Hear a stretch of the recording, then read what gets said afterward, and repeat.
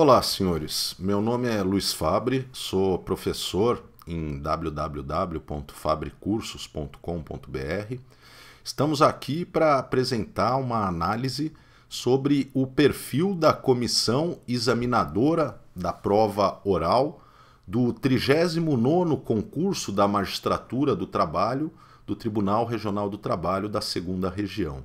Essa comissão tem como membros titulares o ex-ministro, professor da PUC, atualmente advogado, Dr. Pedro Paulo Teixeira Manos, a desembargadora do Tribunal Regional do Trabalho da 2ª Região, doutora Tânia Bizarro Quirino de Moraes, e o professor da USP e advogado, Dr. Estevão Malê.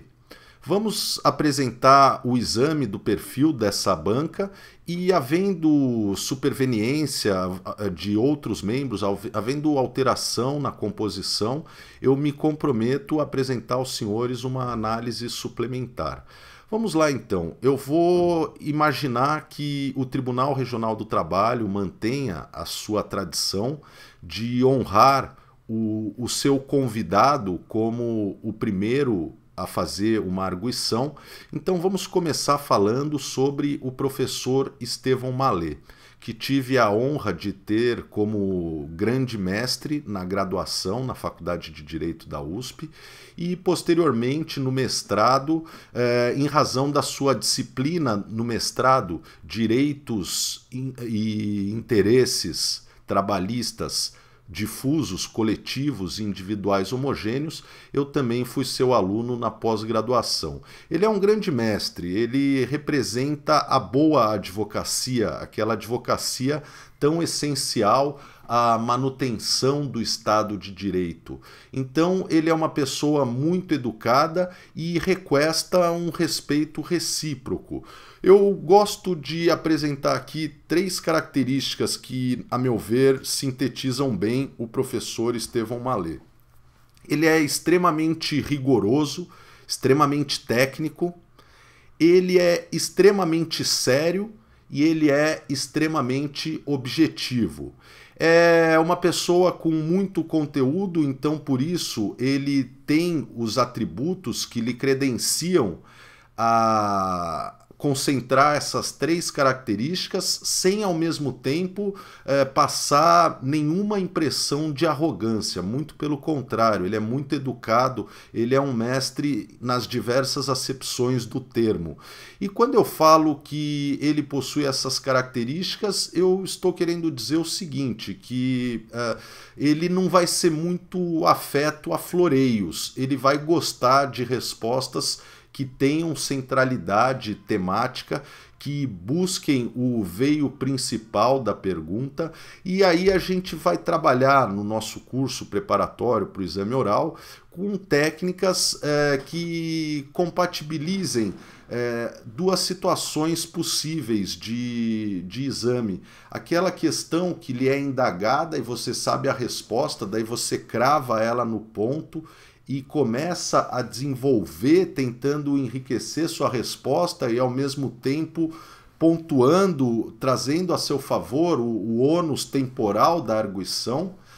Mas também teremos situações em que a gente não compreende o conceito central da pergunta, mas com algumas técnicas até mesmo de respiração, de postura, a gente consegue se recordar de conceitos periféricos e tenta construir um caminho inverso, indo da borda até tentar chegar no centro. Nem sempre isso pode ser feito de modo exagerado.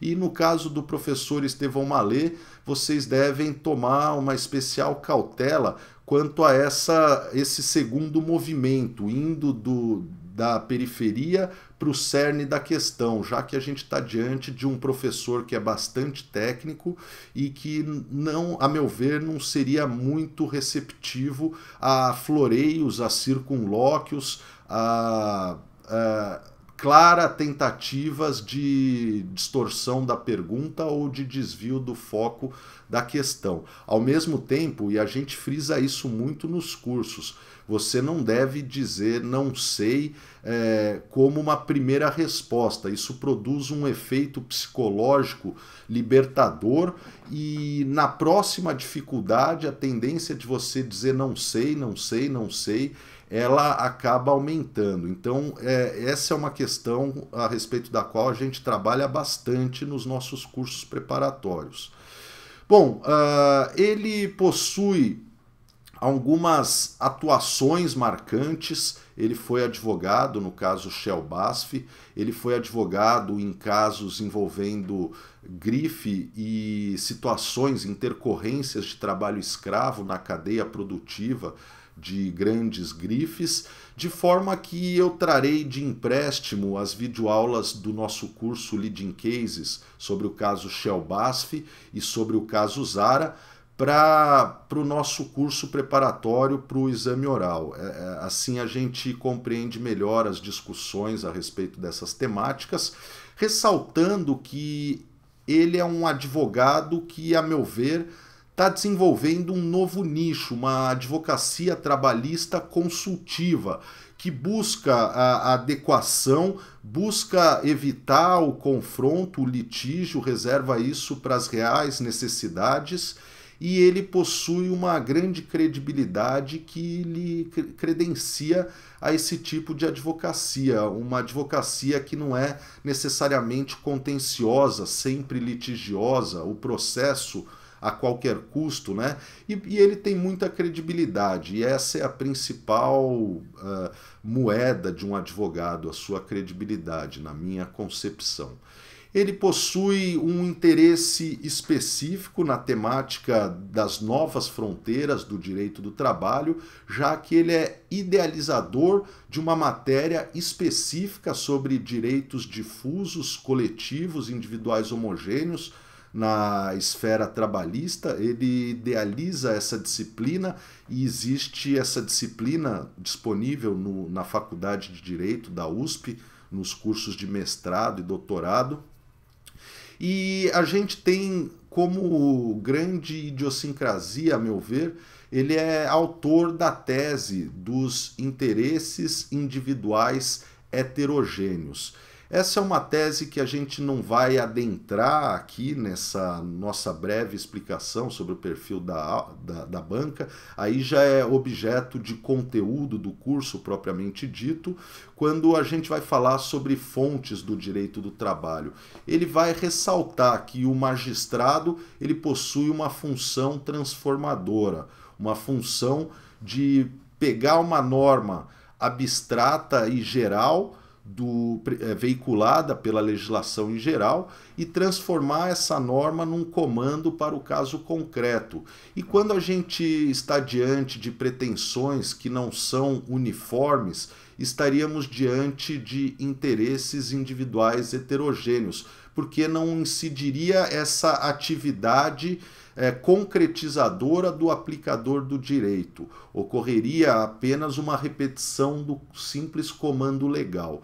E data máxima vênia, com máximo respeito, essa é uma tese em relação à qual eu possuo diversas ressalvas, e a gente tem uma jurisprudência corroborando com isso, mas existem argumentos técnicos para a gente lidar com isso. E, enfim, são conteúdos que a gente vai trabalhando no nosso curso preparatório. Arguido o candidato, creio eu que o próximo examinador, a próxima examinadora, será a doutora Tânia Bizarro Quirino de Moraes. A doutora Tânia, na minha concepção, ela representa a sabedoria. Ela não é uma pessoa brincalhona, ela é séria. Mas dela aflora um sentimento, a meu ver, acolhedor. Um sentimento até, me parece, um pouco bastante fraternal, bastante acolhedor, Mas não se trata de condescendência, se trata de sabedoria. Ela é uma pessoa sábia. Nessa banca, ela cumpre o papel de representar o conhecimento acumulado, de representar a experiência. Ela é uma expert. Significa que vocês devem estar atualizados com as súmulas do Tribunal Regional do Trabalho da 2ª Região. Vocês devem, desculpem, ter bastante consciência dos últimos informativos do Tribunal Superior do Trabalho. É possível que o examinado seja questionado sobre alguma notícia do Tribunal Superior do Trabalho veiculada na véspera do seu exame, bem na véspera. Então a gente precisa ficar atento com esses indicadores. Ela vai representar sabedoria nessa prova.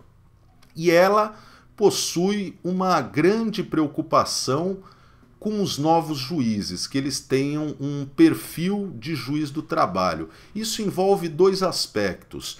Envolve o risco que eu falo, a gente vai se acostumar, vai tirar de letra, mas eu digo a probabilidade de questionamento sobre aspectos pessoais do candidato. Por exemplo, doutor, eu vejo que você é originário, é oriundo, é natural de determinada região do país e seu cônjuge é analista naquela localidade.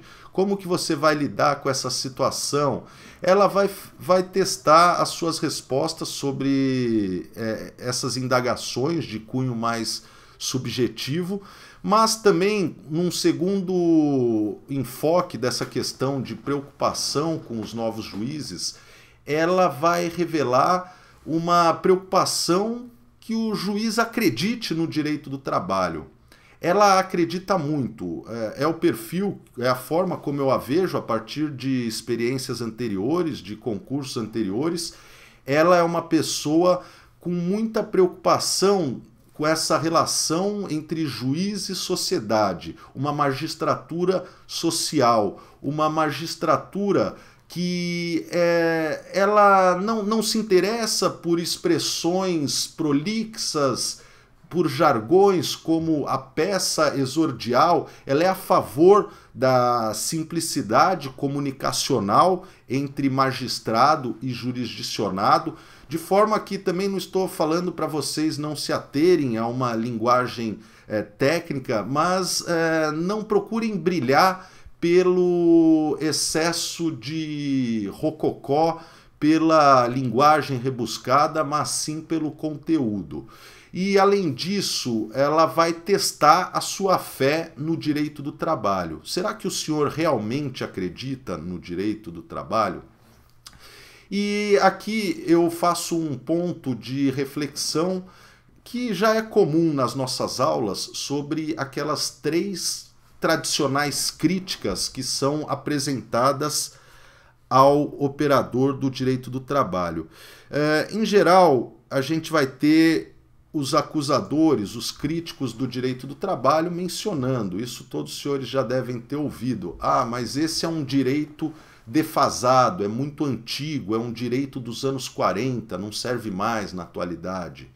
Ou então vão falar o seguinte, os críticos do direito do trabalho, esse é um direito de raízes fascistas, de raízes excessivamente corporativistas. É um argumento ad hominem, né, que critica não a ideia em si, mas a sua origem, as pessoas que o conceberam. Ou ainda a gente vai ter uma terceira onda de críticas ao direito do trabalho no sentido de que haveria um excesso de direitos. Então a gente teria um direito do trabalho prejudicial ao próprio trabalhador, na medida em que seria inibitório da geração de novos empregos em razão da sua suposta inflexibilidade. E o candidato, ele deve estar preparado para reafirmar a sua fé no direito do trabalho, com muito tato para você não atingir, de repente, um pensamento diverso. Você tem que tatear durante uma prova oral para, de repente, você agrada a um examinador, mas desagrada a todos os demais, né?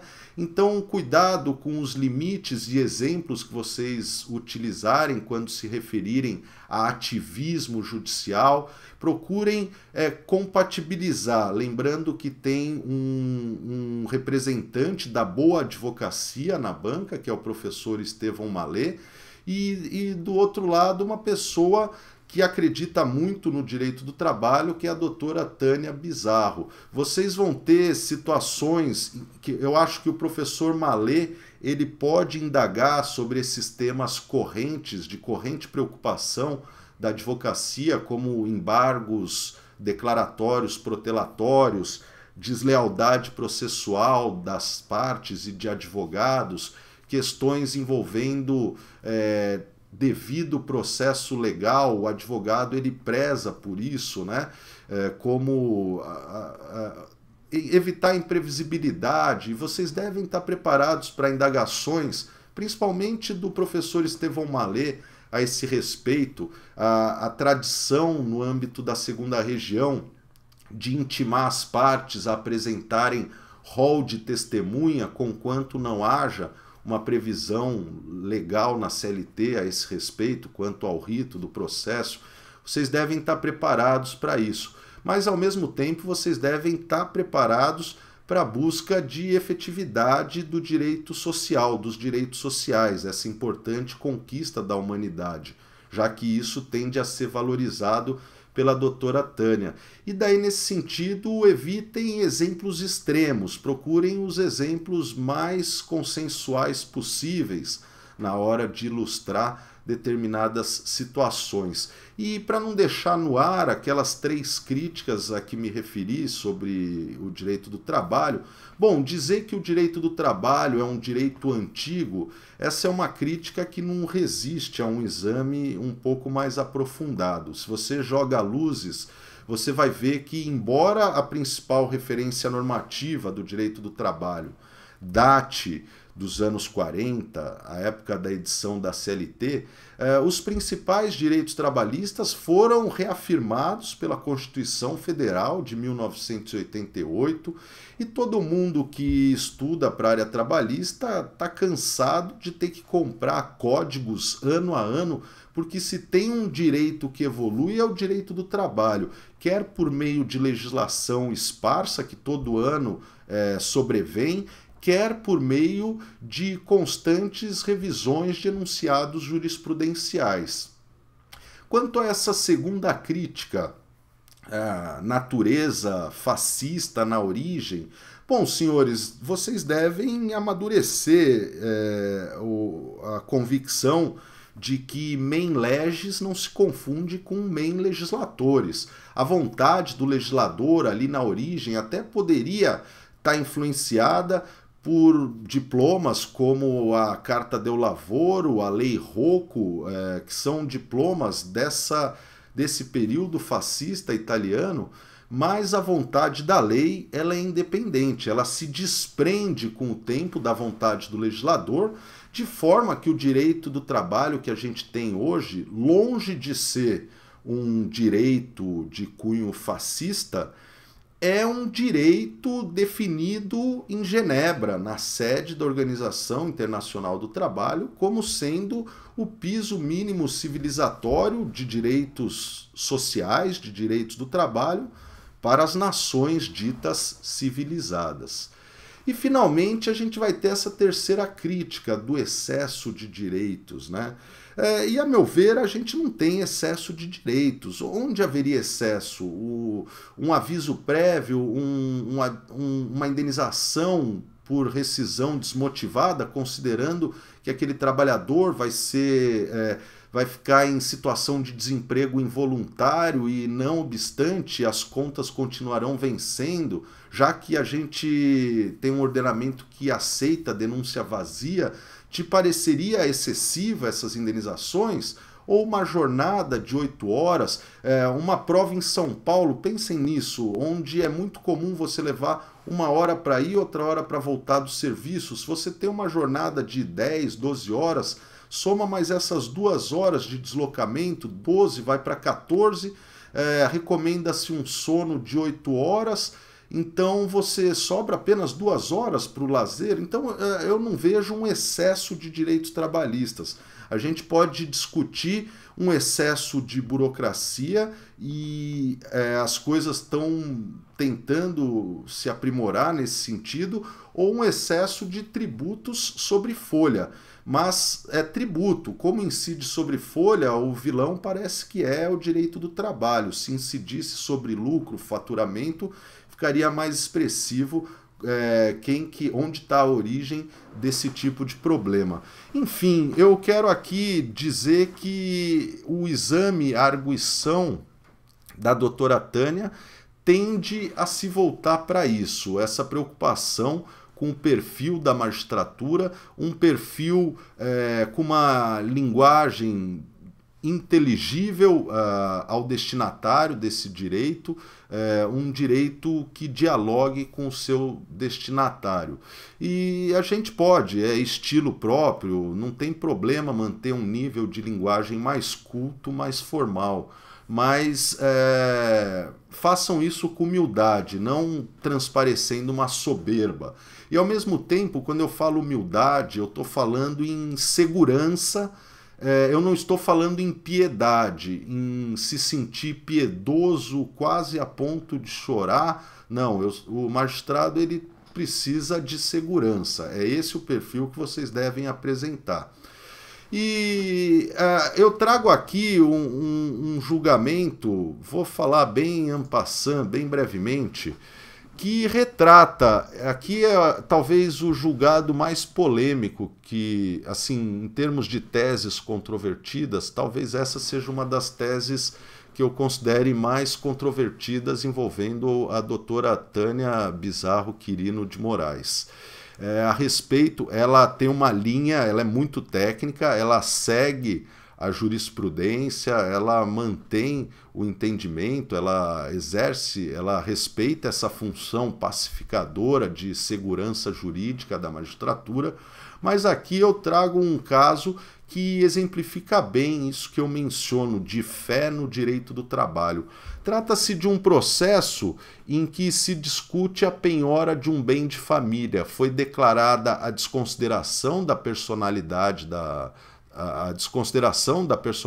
jurídica da empresa reclamada e a constrição acabou recaindo sobre o bem de família. E daí a parte executada argumenta a impenhorabilidade do bem de família.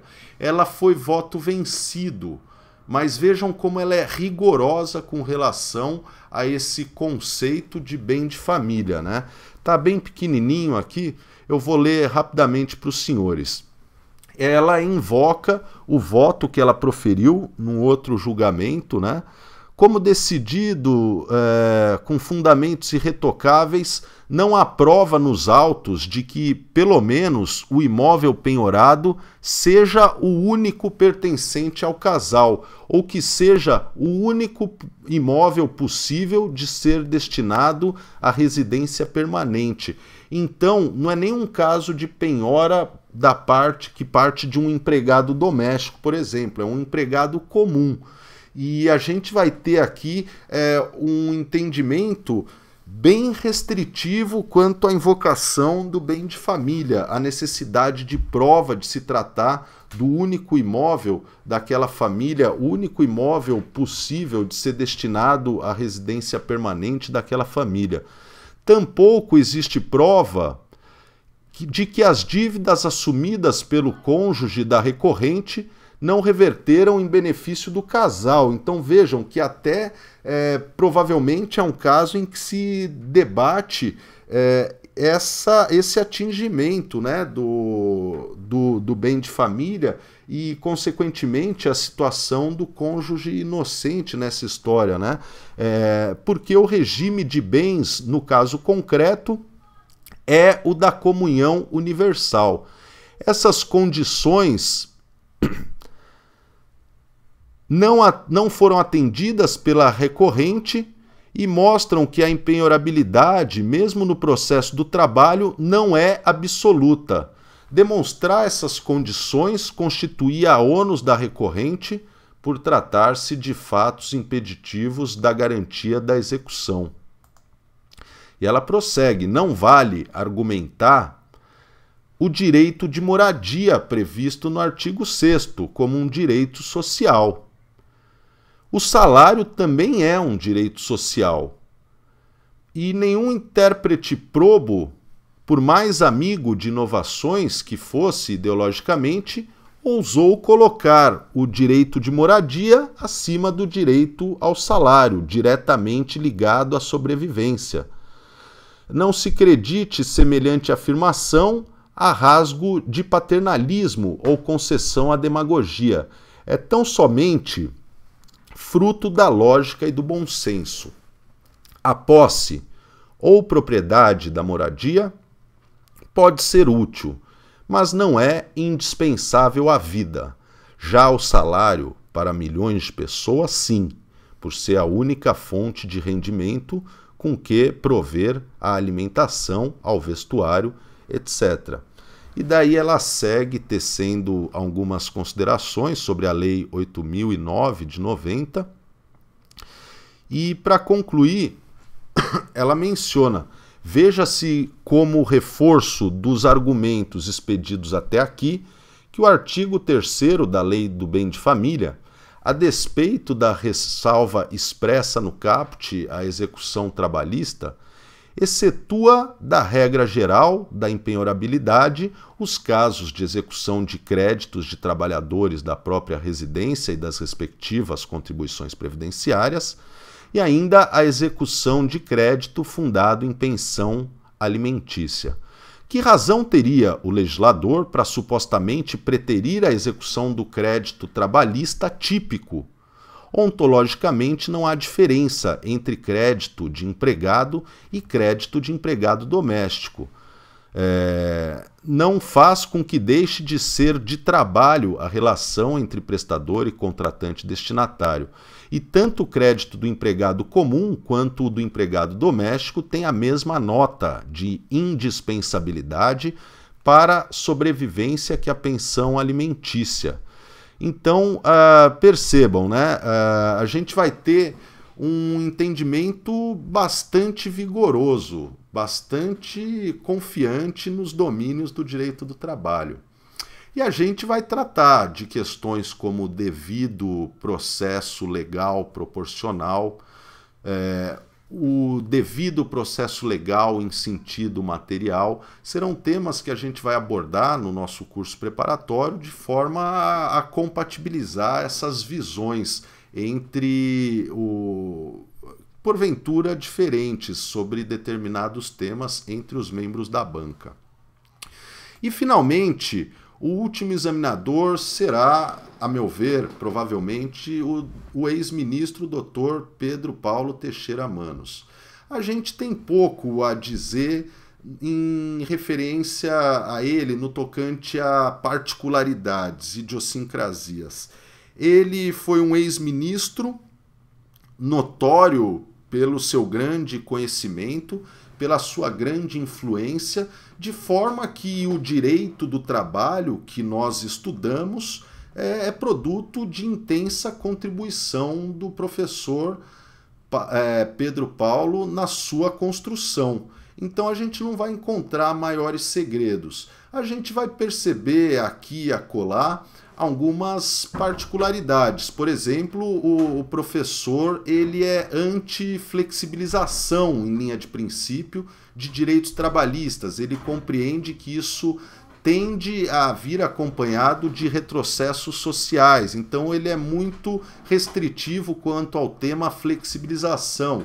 No tocante à terceirização, o professor tem uma visão muito semelhante à nossa, que a gente expõe nas videoaulas sobre terceirização, que é a concepção da precarização às relações de trabalho como um limite novo que se apresenta às terceirizações, principalmente as chamadas terceirizações materiais, ou de etapas da cadeia produtiva, que o Márcio Túlio Viana chama de terceirizações externas, que o Marcos Neves Fava chama de terceirizações materiais, que o professor Otávio Calvé chama de descentralização da produção, descentralização produtiva.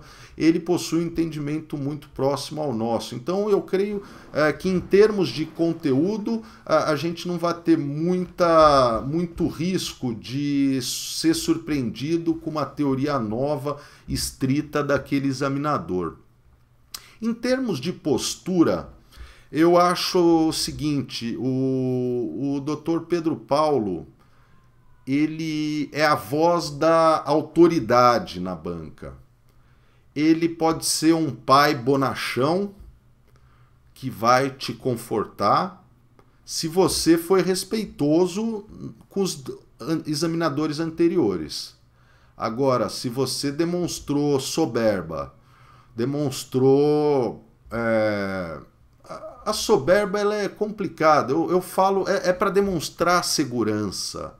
Não é para se colocar acima dos outros, mas é para demonstrar segurança.